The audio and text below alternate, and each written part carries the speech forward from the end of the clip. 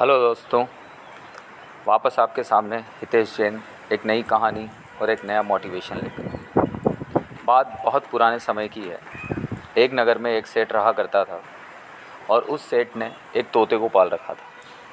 वो तोता बहुत बातें करता था, बहुत बेफजूल की बातें करता था, तर्क करता था। एक बार उस नगर में एक महात्मा आए तो सेठ ने सोचा कि क्यों ना महात्मा से चलकर कुछ उपदेश सुना जाए।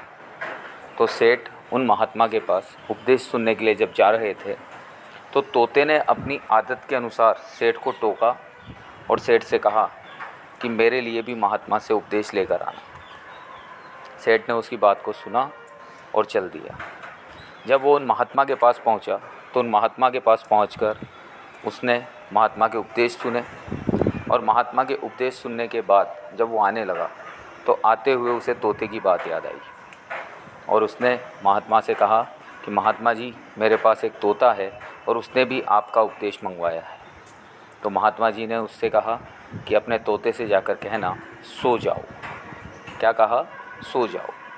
सेठ ने वैसा ही किया। सेठ को ये उपदेश समझ में नहीं आया, लेकिन उसने वैसा ही किया। वो घर पहुंचा, तोते ने उससे जाते ही पूछा कि महात्मा जी ने मेरे लिए क्या उपदेश दिया।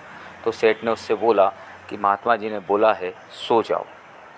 ये शब्द सुनते ही तोता मूर्छित हो गया, बेसुध हो गया। उसे मूर्छित या बेसुध देखकर सेठ एकदम से घबरा गया और उसने तुरंत उस तोते को पिंजरे में से बाहर निकाला और उस पर पानी छिड़का।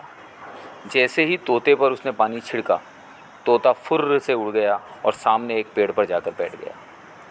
पेड़ पर बैठने के बाद तोते ने सेठ से कहा, महात्मा जी ने एकदम सही कहा था कि जब भी बुरा समय आए तो शांत रहो, सो जाओ, कोई रिएक्शन मत दो, तुम्हें उन बुरे कामों से मुक्ति मिल जाएगी।